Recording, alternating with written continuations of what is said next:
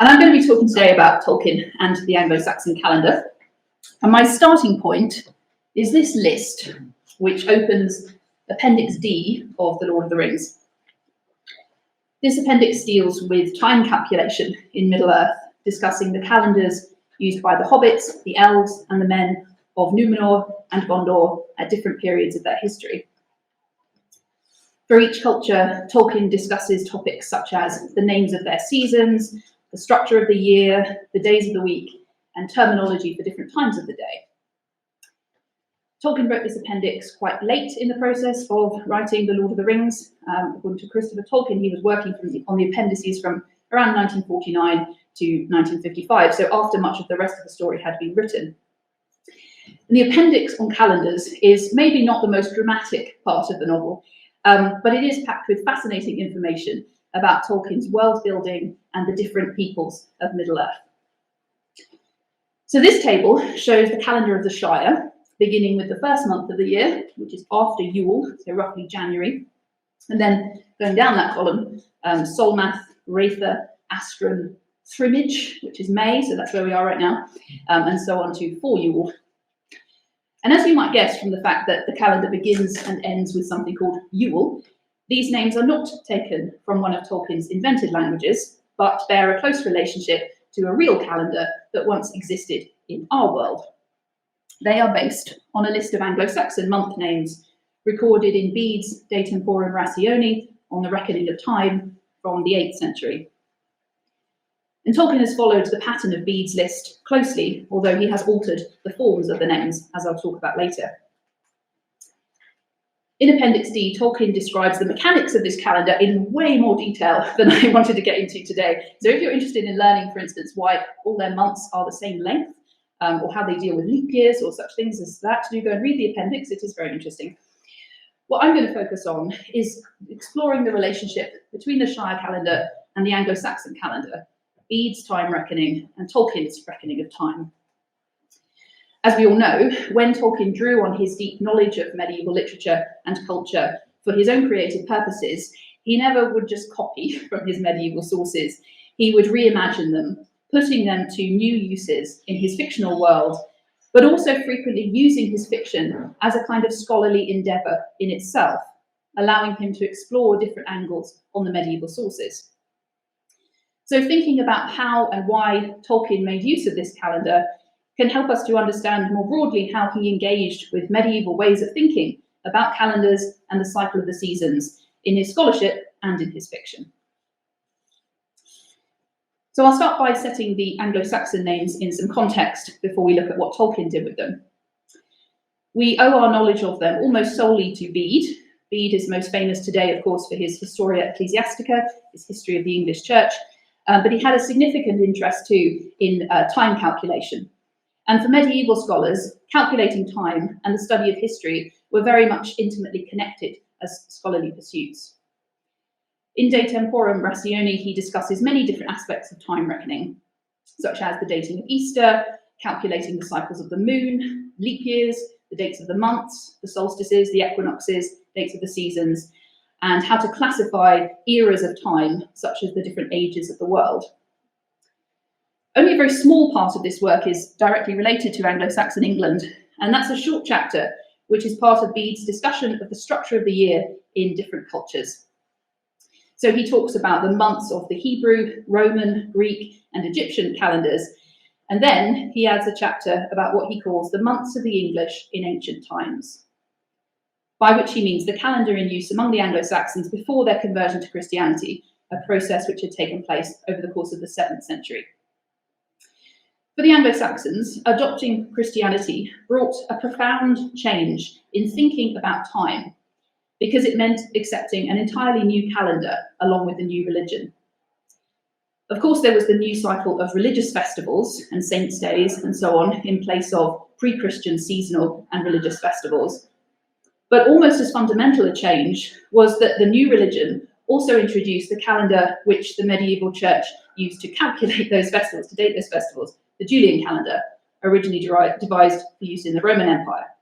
So that meant a new division of the year into months and seasons, new names for the months, a new start of the year, and more. And Bede, writing on the other side of that huge cultural change, chose to record an outline of what the former calendar had been. So he says, in old times, the English people calculated their months according to the course of the moon. They began the year on the 25th of December, when we celebrate the birth of the Lord. That night, which we now hold so sacred, they used to call by the heathen name Mordrenecht, that is Mother's Night, because we suspect of the rituals they performed through that night. Originally, they divided the year as a whole into 2 seasons, summer and winter, assigning the 6 months in which the days are longer than the nights to summer and the other 6 to winter. Hence, they called the month in which the winter season began Winterfylleth, a name comprised of winter and full moon, because winter began on the full moon of that month, which is the month roughly equivalent to October, he says later on. So he describes a year with 2 seasons, summer and winter, and he mentions this mysterious festival Mordrenecht around the time of the winter solstice, which is not recorded anywhere else. And then after this, he goes on to discuss the other month names in the calendar and offers an explanation for the meaning of each name. So some of them he explains by reference to pagan religious practices, such as Sol Monath in February, which he interprets as month of cakes, which they offered to their gods in that month.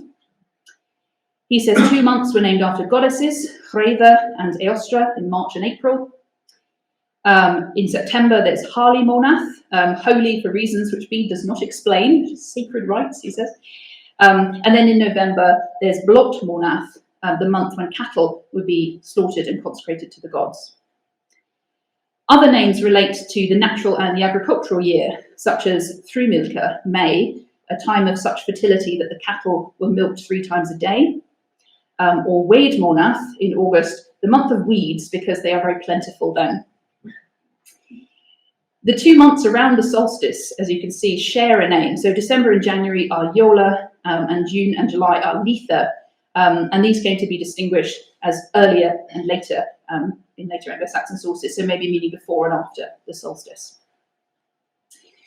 So before we think about Tolkien's adoption of this calendar into Middle-earth, I want to draw attention to 3 points about this list. The first is that although Bede's information presented in this form looks very complete and authoritative, it actually poses all kinds of interpretive challenges. We have very little comparative evidence that we can use to confirm or modify what Bede says here. In the period from which most Old English written sources survive, these month names had apparently fallen out of regular use and had been replaced in all functional contexts by the Latin names from the Julian calendar. So when Anglo-Saxon writers reference the months for practical purposes, they use the Julian calendar, not these names. We also don't know how widely these names were ever in use in England. It's very likely that these were the names in one dialect of Old English, and we do have some evidence for different names in other dialects, which I'll talk about later. So because we lack other sources to compare it to, Bede's evidence does present some real challenges of interpretation. And when it comes to the meanings of these names, some of Bede's explanations have been questioned by modern scholars because there are different ways you can interpret some of these names. And that means that they present a kind of philological puzzle of exactly the kind that appealed to Tolkien. Tolkien has certainly thought about the etymology of some of these names as part of his scholarly work. So here's one example. This is the name Bede gives for March. He gives the Latinized name Raid Monath and says it's named after a goddess called Reda, to whom they sacrificed at this time. And this goddess is not attested in any other sources, which has made some people suspicious of her. There are other ways you could explain this name. So in Old English, it would be Hreth Monath, but Bede's Latin might represent a number of different Old English words. So it could be Hreth, glory, Hretha, fierce, Hrad, quick, sudden, something like that. And there are other options too. And Tolkien mentions this question as part of a longer discussion when he's talking about a word in Beowulf, Hrethmanna. Again, a word that can be interpreted in multiple ways. And Tolkien mentions the month name as part of an argument where he's connecting Hrethmanna with Old English Hrith, storm, and he links it also to Odin or Woden. So the kinds of philological questions that these month names pose had clearly been engaging Tolkien's interest for a long time before he came to use them for the Shire calendar. And it is possible to see his use of these names in his fiction actually reflecting his opinions on these philological puzzles. So in the Shire calendar, for instance, the month takes the form Retha and not Reda with a D, which follows his interpretation of the name's etymology rather than some of the other etymologies people have come up with.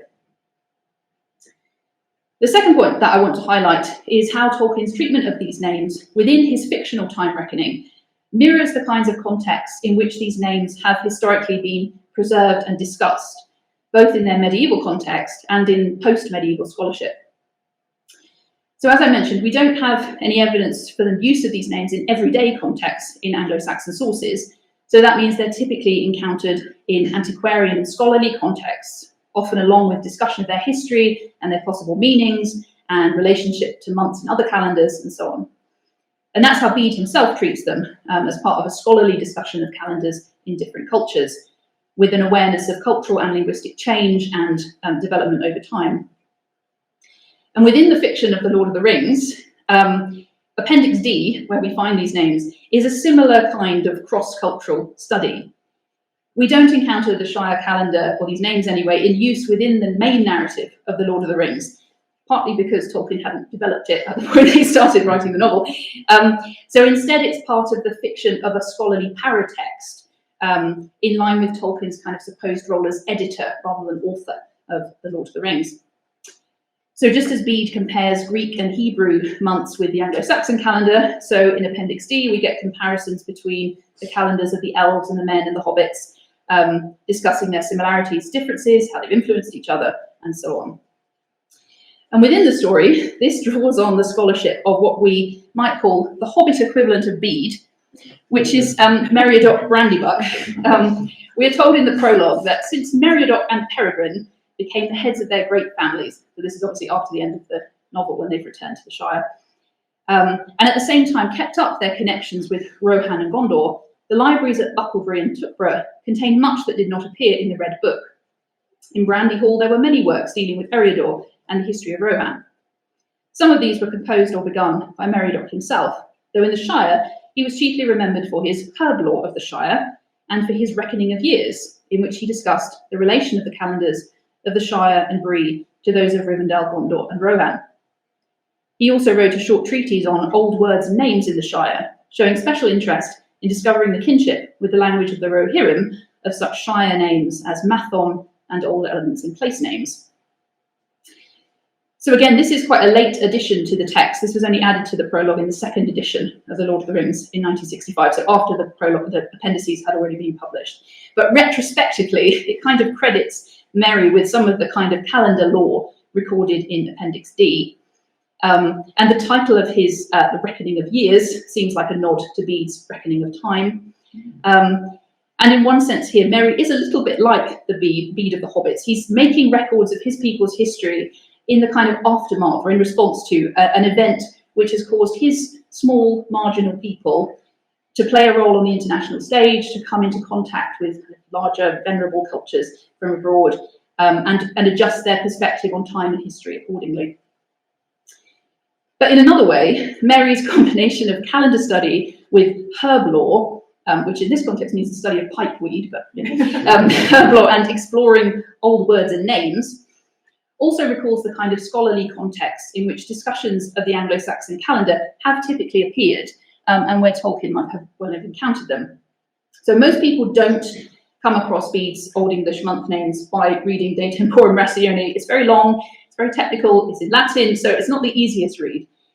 In Tolkien's lifetime, someone with an interest in these kinds of subjects would most likely encounter this kind of information in secondary sources, like these books of 19th century scholarship on medieval calendars and related matters in the loosest sense.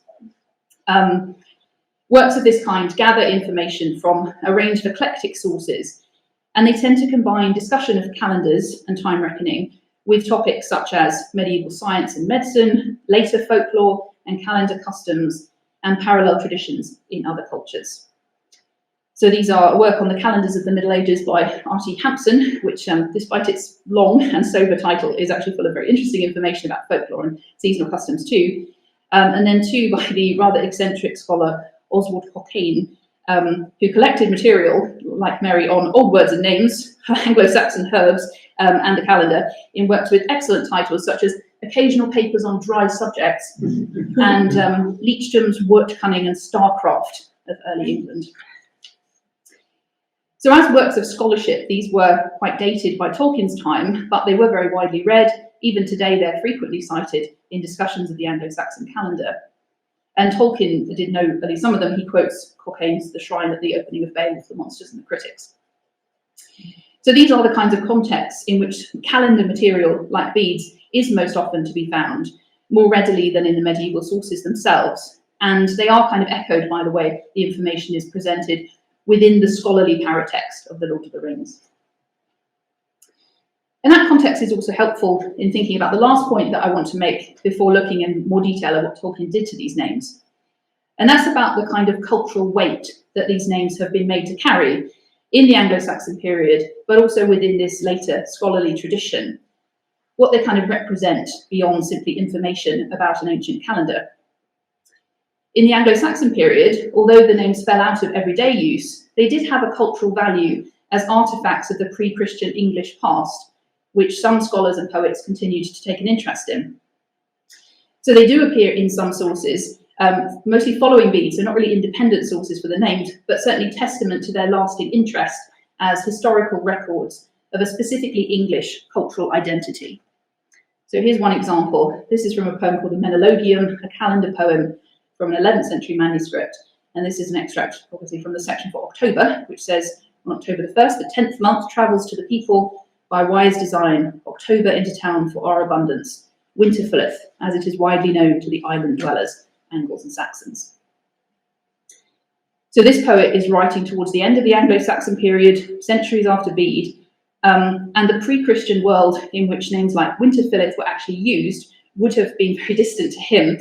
Saying they were widely known at the time is a considerable poetic exaggeration. But he does connect them quite strongly to English identity, this language of the island dwellers, Angles and Saxons. So unlike October, which is a name from the international language of Latin, they represent a kind of local angle on the universal calendar of the church. And this manuscript image is from a 12th century calendar, so from after the Norman conquest.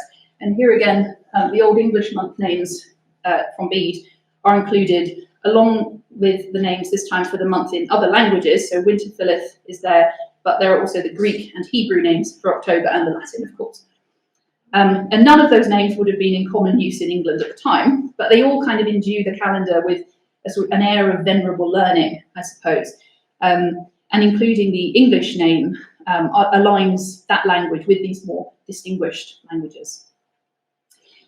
And that has historically very much been part of the attraction of these month names for many people, ancientness and Englishness. They feel very old. They feel like relics of an Anglo-Saxon pagan past, which is almost entirely lost to history. But they also have a kind of rural, earthy ordinariness to them, you know, the month of weeds and so on. They feel familiar, kind of homely. And in the kinds of scholarship I mentioned earlier, that is how they were often treated, as kind of quaint tokens of pre-Christian, native pre-Christian culture, kind of far more interesting, more innately English, as they see it, than the kind of boring Latin names. And of course, that old-fashioned Englishness is also part of the feeling that they have for Tolkien, which is why he associates them with the hobbits. So in Appendix D, he describes them as old-fashioned local names, and the history he gives for them in universe emphasises that they are so ancient that the hobbits themselves don't remember what they originally meant. So he says the hobbits, both of the Shire and of Bree, diverge from the Western usage and adhere to old-fashioned local names of their own, which they seem to have picked up in antiquity from the men of the Vales of Anduin. At any rate, similar names were found in Dale and Rohan.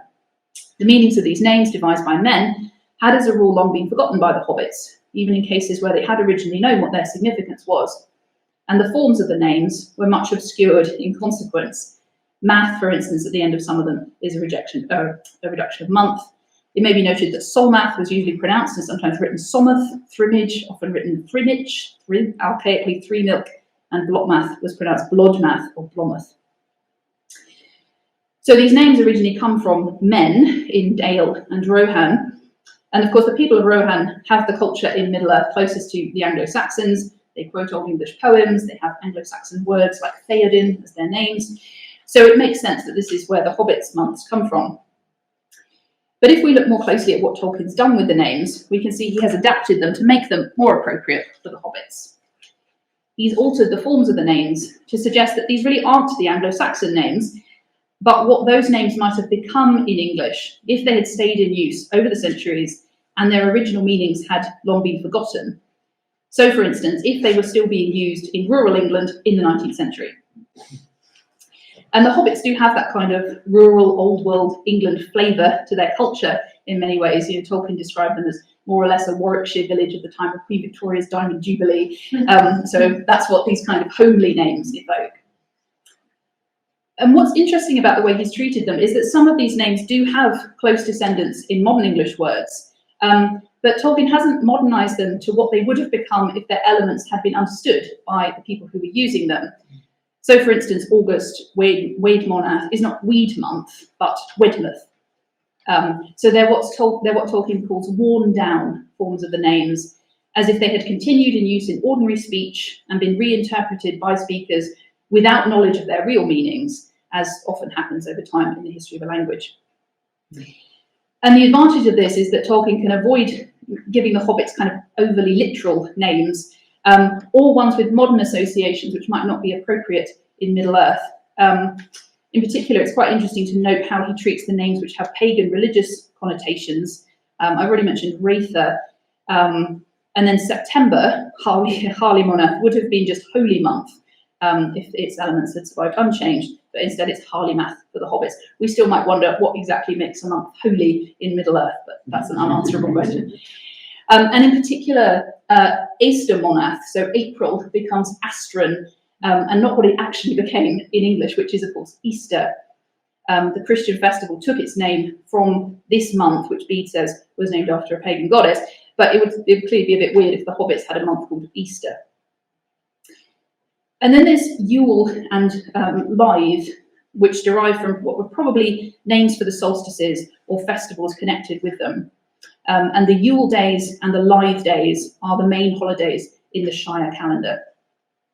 And Tolkien has modernised Old English Yola and Letha in line with their actual development in English. They did indeed become the modern English words Yule and Lithe. Lithe as in flexible. Obviously, it's not a month name anymore, but those words have the same root. Letha did not last long in English as a name for the summer solstice. Even in the Anglo-Saxon period, midsummer was the more common term. But Yule was transferred to Christmas, and does, of course, survive even to this day in that form as a kind of archaic word.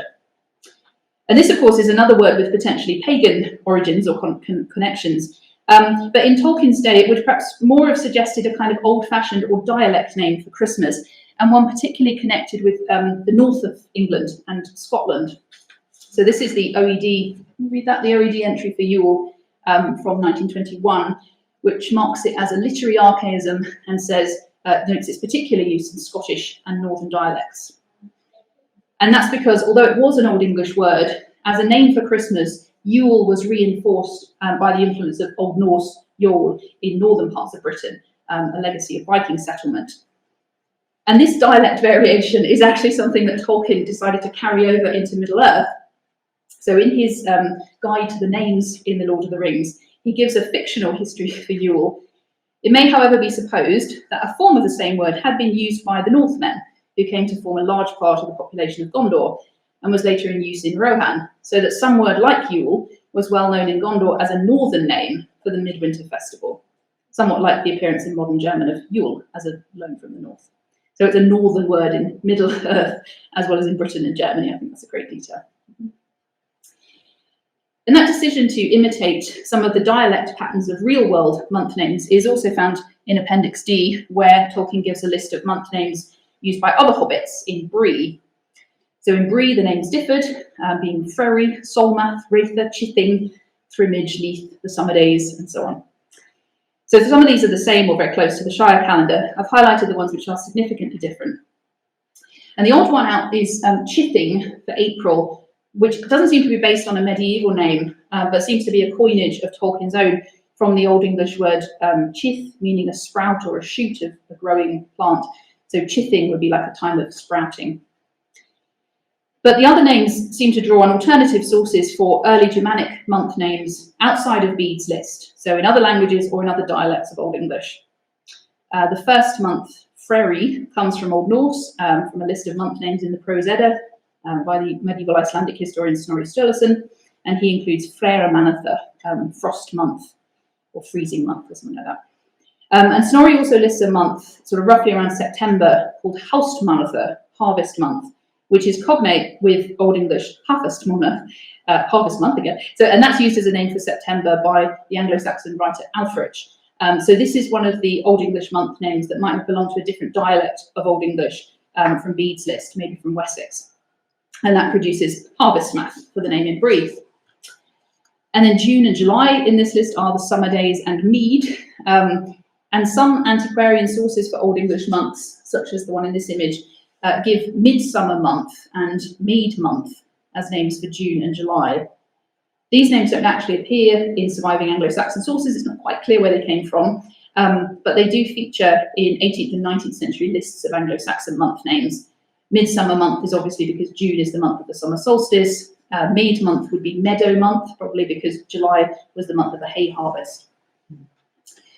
So the months in Bree draw on these alternative sources, while the main Shire calendar stays close to Bede's list. Drafts of the appendices show that Tolkien did originally consider using another dialect month name for March in the Shire calendar. So instead of Ratha, he originally used Luda from the Old English Luda, apparently also from West Saxon. And Luda did in fact survive in dialect use into Middle English and a bit later as well. But in the final version, Tolkien went with Ratha instead, and that made the main Shire calendar more consistent with Bede and left these other forms as a reflection, I suppose, of dialect variation within the Shire, imitating variation within Old English and between Germanic languages. Nice detail. In Appendix D, we get a bit more information about the calendar of Bree, and especially about the month of Winterfilth. So Tolkien adds in a footnote that in Bree they call Winterfilth wintering, and they joke about the Hobbit's name. It was a jest in Bree to speak of winterfilth in the muddy Shire. But according to the Shire folk, wintering was a Bree alteration of the older name, which had originally referred to the filling or completing of the year before winter, and descended from times before the full adoption of King's Reckoning, when the new year began after harvest. So the Shire calendar begins at Yule in midwinter, but Tolkien's saying it used to begin at the beginning of winter in Winterfilth, so around October in our calendar. And that transition from harvest into winter clearly was an important stage in the medieval year. We see that in a number of medieval calendars, including Snorri Sturluson's list of Old Norse month, which begins with harvest month, September. And behind Tolkien's note here, this footnote might actually be some thinking about the etymology of Winterfilth and whether Bede is actually right to connect it to the first full moon of winter. So this is one of the names where alternative etymologies have been proposed. On the slide in this footnote is Walter Skeet's suggestion that the name might instead relate to fell or fall when winter storms cause the leaves to fall from the trees. So we might see Tolkien's footnote as kind of responding to this sort of discussion, exploring an alternative etymology for the Old English name, where it could be about the fullness of the year, the completion of the year, rather than the full moon. But of course, it is also just very playful. Winterfilth is just a funny word when in the muddy Shire, and it turns Bede's quite evocative name, the full moon, it's really beautiful, into something much more kind of rural and down to earth. And there are actually some nice jokes in Appendix D. You might not expect to find them there, but they are. So here's another footnote, which is about a hypothetical summer equivalent of Winterfilth. So it will be noted that if one glances at a Shire calendar, the only weekday on which no month began was Friday. It thus became a jesting idiom in the Shire to speak of on Friday the 1st, when referring to a day that did not exist, or to a day on which very unlikely events such as the flying of pigs, or in the Shire, the walking of trees, might occur. Not so unlikely, of course, really, in Tolkien's world. In full, the expression was on Friday the 1st of Summerfilth. So this looks like just a throwaway joke, but it actually does draw on real-world calendar folklore in a couple of ways. So the idea of a non-existent day, a day that will never come, is a kind of genre of calendar lore. There's a list of a few examples from Brewer's Dictionary of Phrase and Fable and contributors and notes and queries. Latter Lammas, the Greek calends, St. Tib's Eve, St. Tib being an imaginary saint. All of these are dates that don't exist and presented in close proximity to other kinds of calendar information. So again, Tolkien's kind of playing with this calendar lore as well as with the medieval sources. And the other thing that this summer filth, winter filth joke does is to play on an actually very important aspect of these two seasons' history, which goes really deep into the medieval history of the seasons. So we saw Bede saying earlier that the pre-Christian Anglo-Saxon calendar had only two seasons, summer and winter. The idea of a four-season year only arrived with the coming of the Julian calendar, and for a long time it seems to have remained quite a sort of niche, learned way of thinking about the seasons.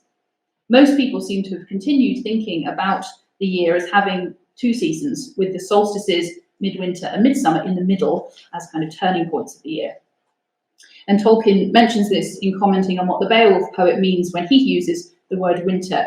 He says, "We must not think in terms of our own vague enough in popular use quadripartite year, summer, spring, autumn, winter. The real Germanic northern year was summer, winter. Summer began more or less in the middle of what we call April and ended in the middle of what we call October."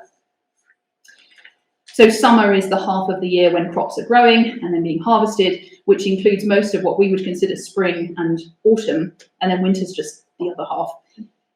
And this distinction between the core seasons of summer and winter and the transitional seasons of spring and autumn is reflected in, for instance, the history of their names in English. These are the names of the four seasons in Old English. You can see the names winter and summer have basically barely changed, but spring and autumn have been much more fluid.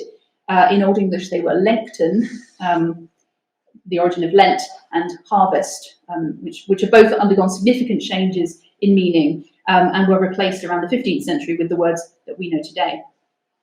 So this idea of summer and winter as the kind of core seasons features significantly in a number of medieval texts which Tolkien worked on along with Beowulf.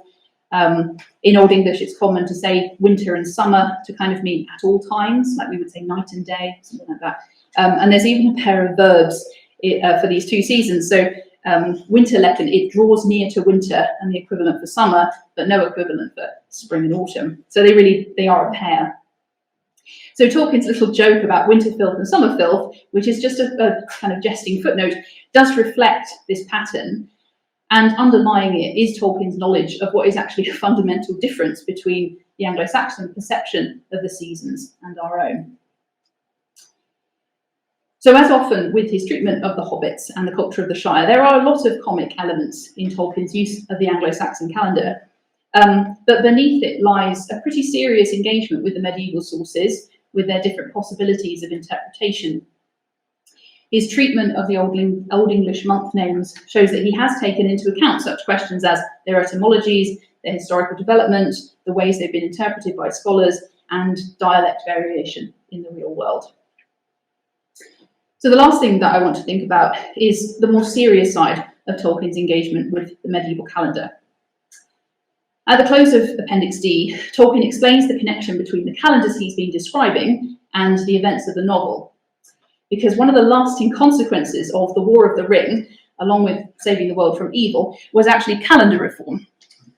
So, as king, Eleanor, Aragorn, instituted a calendar reform called the New Reckoning, which reorganised the structure of the months in Gondor, changed the beginning of the year to March the 25th to commemorate the destruction of the ring on that date, and introduced a new festival in honour of Frodo on his birthday, September the 22nd, which was called Ring Day.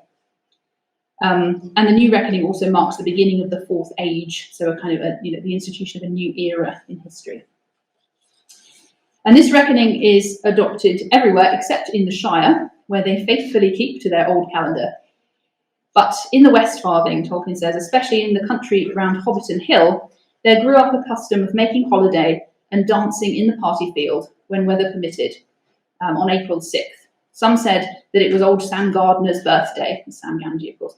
Some that it was the day on which the golden tree first flowered in 1420, and some that it was the elves' new year. So this closing description draws in several ways on real-world calendar history. In our calendar, March the 25th, as you may know, is the Feast of the Annunciation, the date of Christ's conception, traditionally known as Lady Day. And in the Middle Ages, this was also thought to be the historical date of the crucifixion, as it was believed that Christ was conceived and died on the same day. So it was sort of the most important date in history, and a very appropriate day for the destruction of the ring. And in the later Middle Ages, it was the beginning of the new year in Britain. That changed when Britain replaced the Julian calendar with the Gregorian calendar in 1752, and there is an allusion to that later calendar reform in what Tolkien says about the hobbits here. When the Gregorian calendar was introduced, 11 days were skipped to align with the new calendar, but in popular custom, some festivals continued to be celebrated on their old-style dates, 11 days later. So Old Twelfth Night, for instance, is not 6th of January, but the 17th of January. Old Lady Day was the 6th of April, which is why it is even now the start of the tax year. And that really kind of explains, I suppose, Tolkien's use of the date here. It's the hobbits, you know, stubbornly traditional rustics as they are, keeping the old style dates. So again, it's kind of a joke about the hobbits. They don't even know what they're celebrating. They just keep doing it. But beneath it is a significant pattern, again derived from medieval thinking about the calendar, which runs right through the Lord of the Rings. And to understand this, we can go back to Bede. So in the Reckoning of Time, Bede gives this summary of widespread thinking, so not just in the Anglo-Saxon church, but across the early medieval church, about the connection between the solar cycle and the Christian liturgical year. Very many of the church's teachers recount that our Lord was conceived and suffered on the 25th of March at the spring equinox, and that he was born at the winter solstice on the 25th of December, and again that the Lord's blessed precursor and Baptist was conceived at the autumn equinox on the 24th of September and born at the summer solstice on the 24th of June.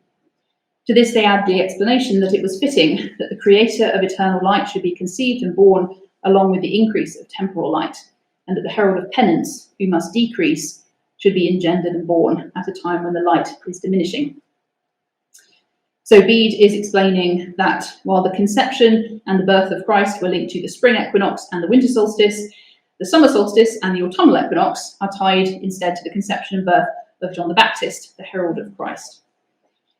And these feasts of John the Baptist are some of the oldest in the church's history, and they have a special status because he is one of only 2 saints in Christian tradition to have feasts celebrating his birth and conception, as well as his death. And Bede links this symbolism with John's words when he said of Christ, he must increase and I must decrease.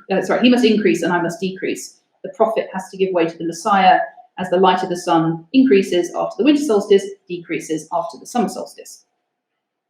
So these 4 Christian festivals were celebrated at the 4 key points of the solar year.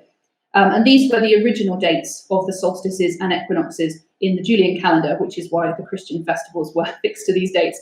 Christmas, obviously, the 25th of December, the Annunciation, 25th of March.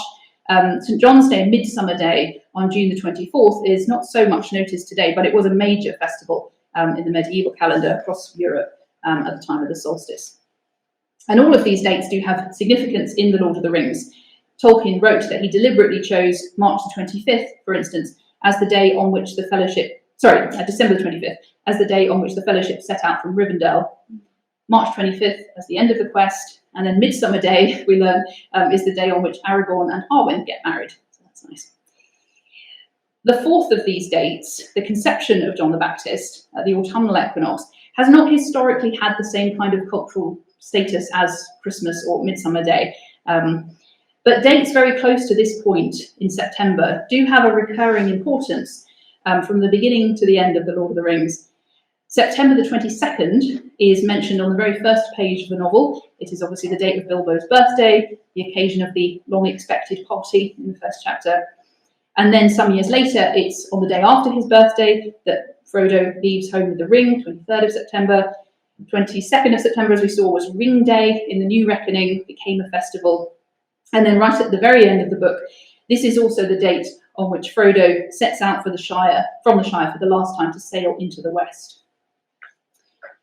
And these September dates might have had a special significance for Tolkien because the pattern that Bede describes here this astronomical imagery connecting Christ and his herald John the Baptist, is the context in Old English literature in which the word earendel appears. So that word is applied to John the Baptist in the Blickling homilies, where he's called the new earendel, meaning either the first light of dawn or the morning star, whose appearance is a sign that the dawn of the true sun is near.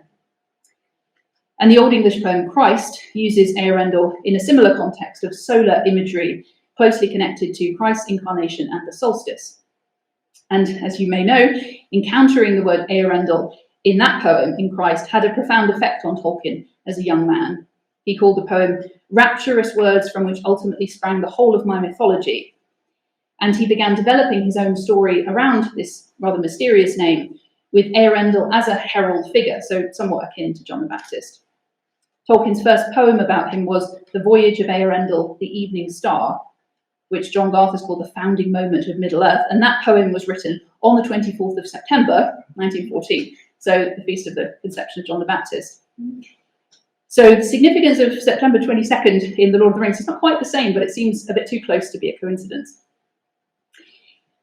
And this pattern, as summarised by Bede, does encapsulate an important aspect of medieval thinking about the calendar, which seems to ring true for Tolkien as well, perhaps especially as a devout Catholic who lived with a daily awareness of the cycle of the liturgical calendar. For medieval scholars like Bede, there was a fundamental distinction underlying any discussion of the calendar, however technical. Calendars attempt to describe and measure natural cycles of the sun and moon and seasons.